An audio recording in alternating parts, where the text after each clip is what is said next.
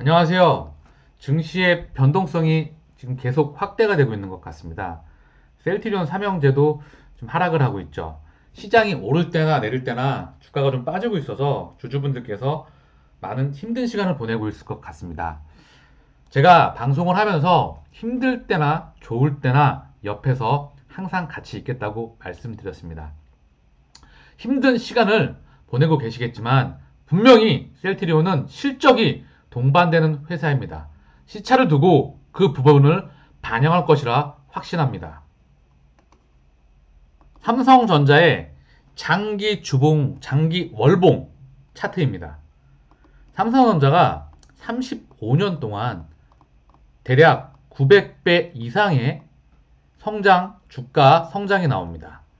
대단하죠? 자, 보시면 삼성전자도 올랐다, 내렸다. 올랐다가, 내렸다가. 올랐다가, 내렸다가. 월봉이기 때문에 가치가 큰 변동이 커요. 그리고 지금 급등이 나왔죠. 월봉으로 보더라도 굉장히 큰 슈팅이 나왔습니다. 그쵸? 2008년도에 굉장히 큰 위기가 있었죠. 빠졌죠. 코로나 사태 때도 한번 크게 빠지죠. 이 부분에서. 그리고 이때 반도체 빅사이클론에서 급등이 나왔다가 미국발 금리 인상, 가파른 금리 인상으로 해서 쭉 한번 빠지죠. 크게 한번. 다시 바닥권 잡고 다시 올라가고. 예전에도 마찬가지였어요. 끊임없이 올랐다, 내렸다, 올랐다, 내렸다 하면서 끊임없이 이때도 많이 빠졌고, 이때도 많이 빠졌고, 계속해서 하락기가 있어요. 주가라는 건 원래 이렇게 계단식으로 계속 가는 거예요. 성장하는 애들은. 올해보다 내년, 내년보다 내후년, 내후년보다 그 후년이 계속 성장하는 회사는 실적을 보고 앞으로 갈 수밖에 없습니다. 삼성전자 1985년도에 115원이었어요. 96,800원까지 갔었죠. 고점을. 950배 가까운 상승률을 보이게 됩니다. 물론 저점과 고점은 신의 영역이라서 500배를 기점으로 해서 뭐 있겠지만 장기적으로 투자하시는 분들은요. 보이시죠? 크게 한 번씩 이렇게 빠지지만 계속 빠지면서 가잖아요. 주가라는 건 이렇게 하면서 갑니다, 원래. 근데 이 힘든 시간, 우리가 이 빠져있는 시간을 남들 다 올라갈 때, 남들이라고 하면 성장하는 애들, 성장 섹터를 말하겠죠. 한국에서 최고의 고성장을 보이며, 최고의 수익성을 보이며, 최고의 치료제가 나왔고, 그리고 2021년도 상장한 이후에 가장 큰 폭의 성장이 기대되는데, 주가가 못 가고 있으니까 주주분들이 정말 힘든 시간을 보내고 있으라는 건 당연한 부분이라 생각합니다. 하지만 언제까지 주가가 눌리고 있지는 않을 거예요. 왜? 실적이 동반되기 때문에. 그래서 힘을 내시기를 바랍니다. 자, 그 다음 보고 계시는 게 비트코인의 지금 차트예요.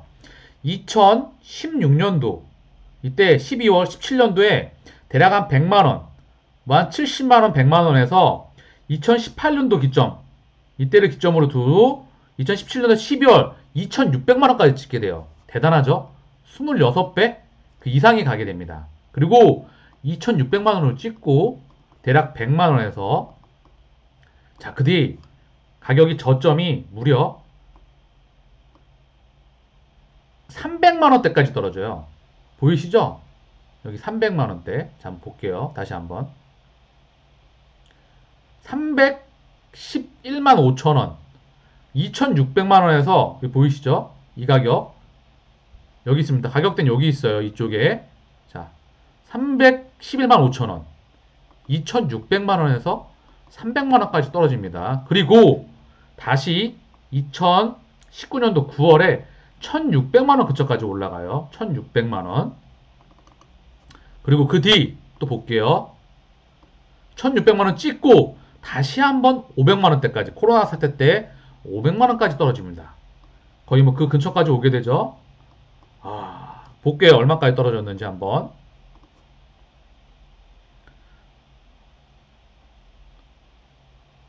500만원대겠죠? 그쵸? 자, 그 뒤 500만원까지 떨어졌다가 지금 5,754만원입니다. 이 비트코인의 변동폭이 보이시나요? 자, 다시 한번 짧게 한번 볼게요. 자, 100만원대부터 80만원, 100만원대부터 그쵸? 80만원, 50만원, 뭐 70만원, 100만원 뭐 이 정도 돼요. 70만원, 90만원 여기 가격대 나와 있는 겁니다. 그래서 2600만원 찍고 300만원대까지 떨어져요. 그죠? 300만원, 뭐 370만원대까지 그리고 1600만원 그리고 다시 500만원대까지 떨어집니다. 그리고 다시 5천만원을 넘어가는 거거든요. 여기에 보게 되면 이때는 비트코인, 광풍 이때는 또 미국발 금리 인상기였어요. 작살이 나게 되죠.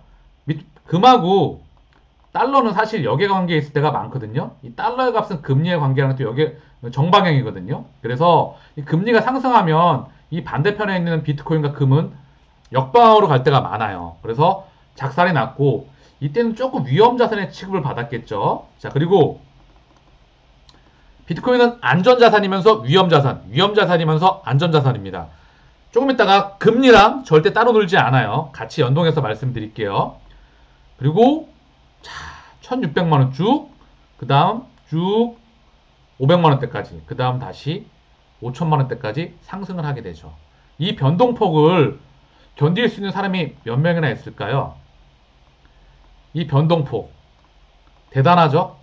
하지만 비트코인의 투자자들마다 차이가 있겠지만 비트코인의 장기적인 가치, 뭐 가치는 이게 회계상으로 표시될 수 있는 게 아니라서 이제 제도권으로 들어오고 있는 상황이라 여러 말의 설왕설래가 필요하겠지만 비트코인의 장기적인 가치를 보고 이 변동폭을 견딘 사람이라면 분명히 지금도 팔지 않고 비트코인 1억을 넘어서 더 그 가격대까지 장기적으로 보면 갈 수 있겠죠. 그 사람들은 보유하고 있을 거예요. 근데 이 비트코인을 이 가격에 사서 뭐 이 가격에 팔고 이 가격에 다시 뭐 사서 이 가격에 팔고 이 가격에 사서 이 가격에 팔고 이거 사실 뭐 이론적으로는 가능할 수 있겠지만 이거 거의 불가능한 거거든요. 이거 되게 많이 생각하시잖아요. 거의 불가능해요, 이거. 그래서 투자자가 유일하게 할 수 있는 게 묻어두는 겁니다. 그 가치를 보고요. 제가 늘 말씀드리는 매매가 아닌, 특히 셀트리온은 매매가 아닌 투자를 하셔야 되는 기업이라고 늘 말씀드리는 부분이에요. 자, 100만원, 50만원에서 5천만원까지 갑니다. 물론 비트코인 경우로요. 삼성전자 차트로 봤죠? 셀트리온 차트입니다. 2018년도부터 쭉 하락 추세, 저점권 형성하고요. 바닥권 상승 추세, 추세가 확대됐다가 지금 살짝 깨져 있어요. 그쵸? 지금 차트만 보면 이렇게 갔다가 이런 추세를 그리면서 이제 튈 수 있는 그런 위치에도 와 있어요.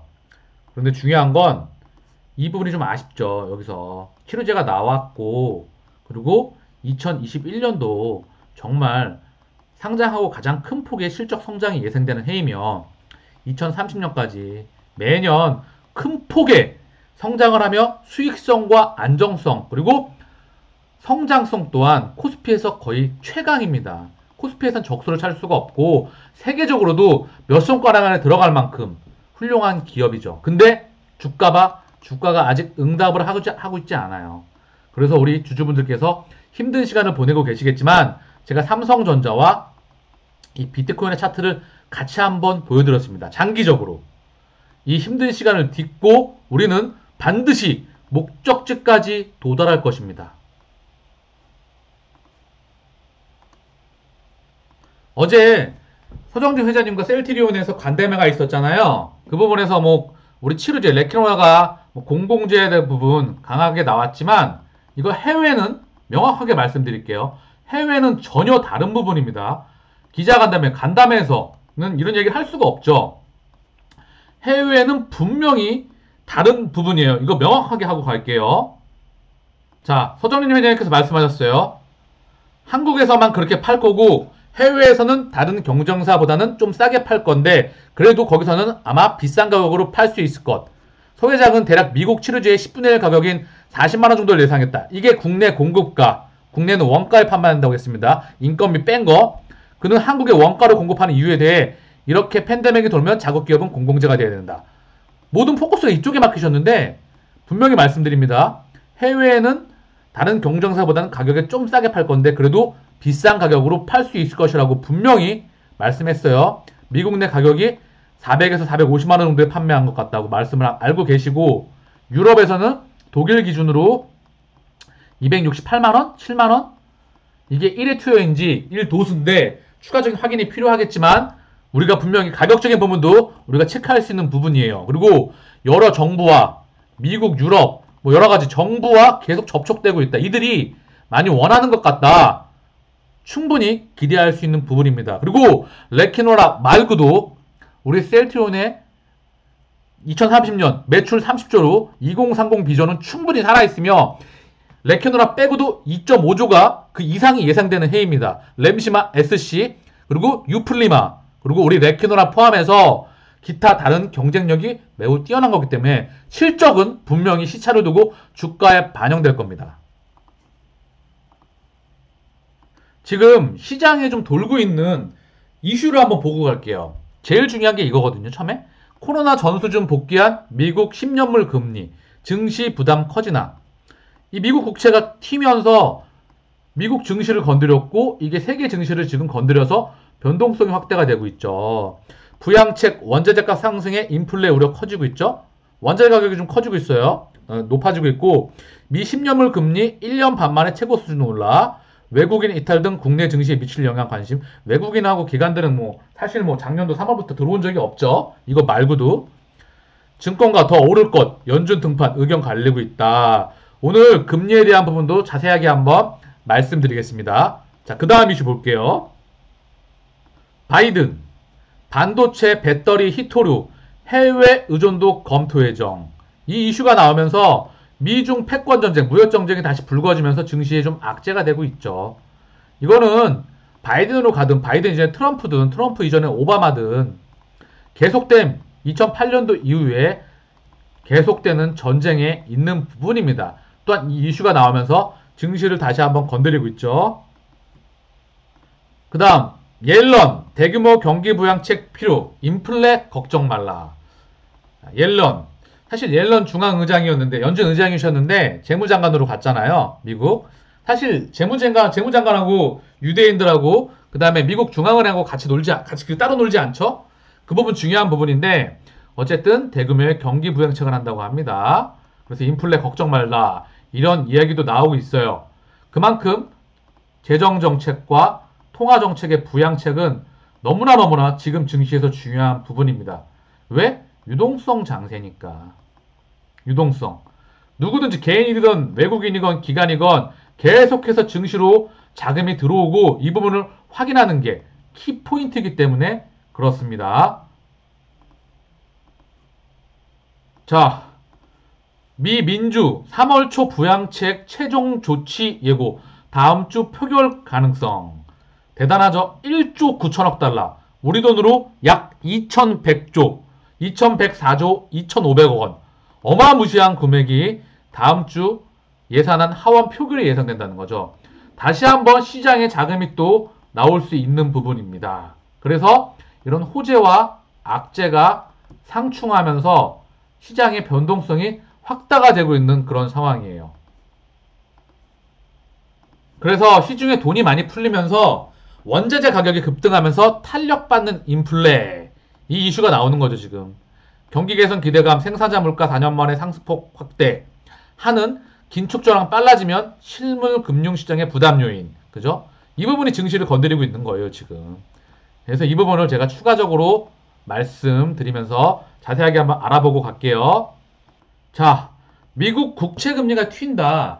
이게 어떤 부분일까요? 인플레이션. 물건의 가격의 약자가 물가잖아요. 이 물가에는 수출입 물가가 있고요. 그죠? 수출입 물가 다음에 생산자, 수입하고 수출한 물건의 가격, 그리고 이제 생산자, 기업이 생산한 물건의 가격, 생산자 물가, 그리고 소비자 물가로 연결이 되죠. 근데 이 수출입 물가가 바로 원자재 물가에 직결되겠죠. 그쵸? 이 부분 확인하고 잠깐 갈게요. 원유를 비롯한 모든 원자재 가격 대부분이 다는 아니지만 대부분 특히 구리값도 그렇고요. 계속해서 지금 상승을 그리고 있거든요. 이게 원자재 가격이 올라가면 어떻게 돼요? 물건의 가격이 올라가잖아요. 근데 이 물건의 가격이 올라간 이면에는 경기가 확대되는 부분도 있지만 지금 사실 돈이 많이 풀렸잖아요.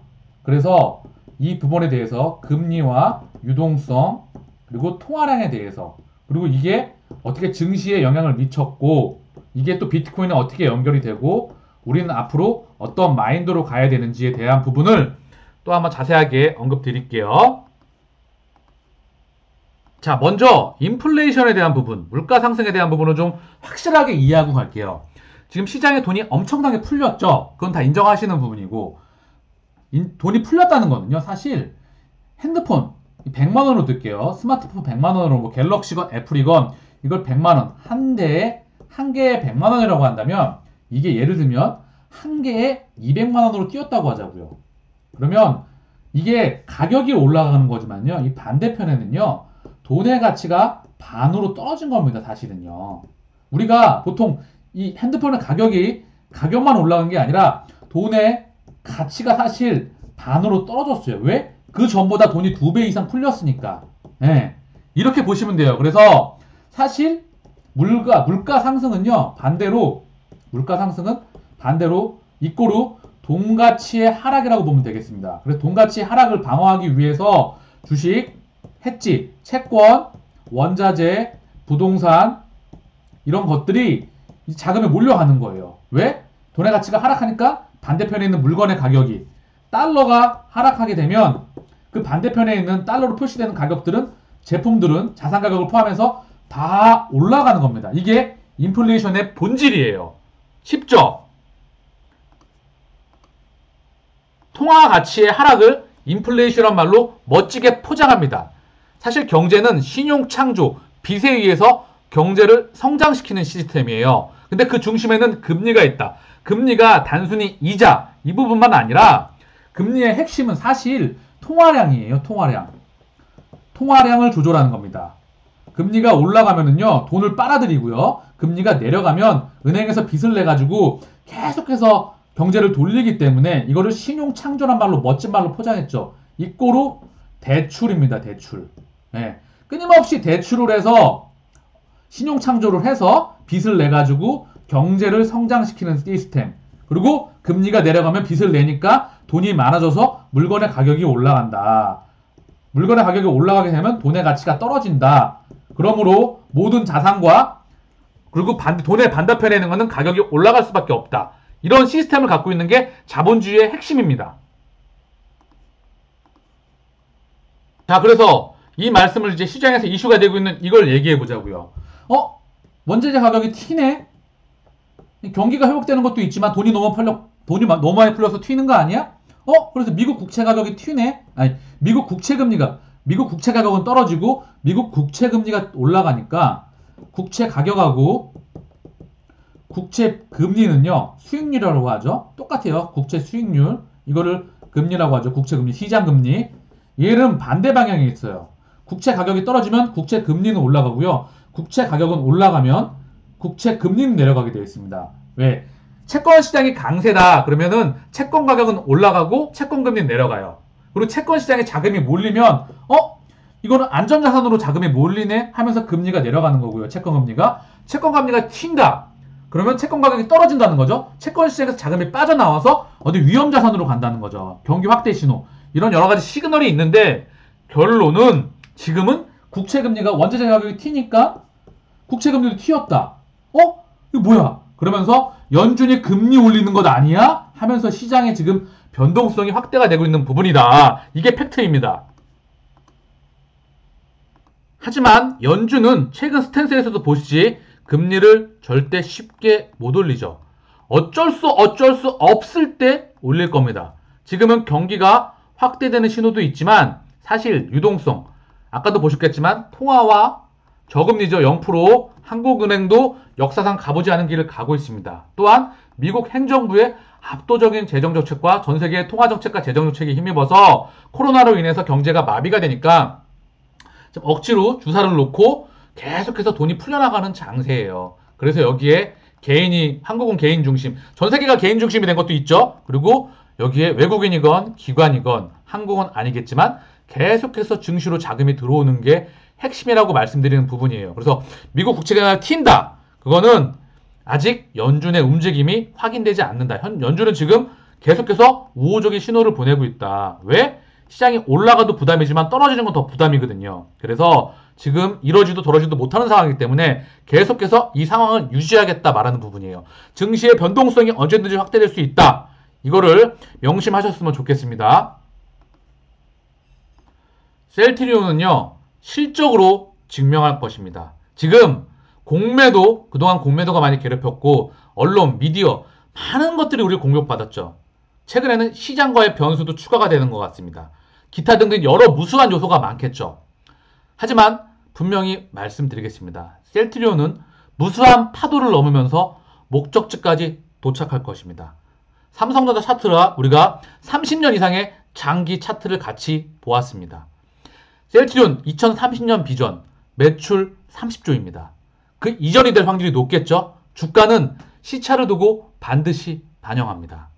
투자는 바다의 항해라고 생각합니다. 지금 거친 파도와 비, 바람, 그 어떤 풍랑이 와도 셀트리온이라는 큰 배는 우리를 안전하게 목적지까지 도달하게 할 것입니다.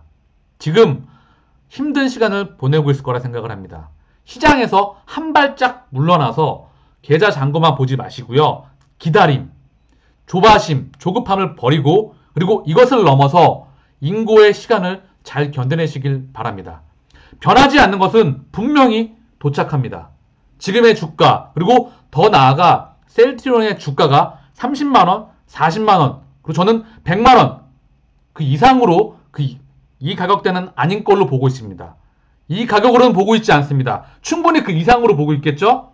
그리고 그것은 실적으로 증명할 것입니다.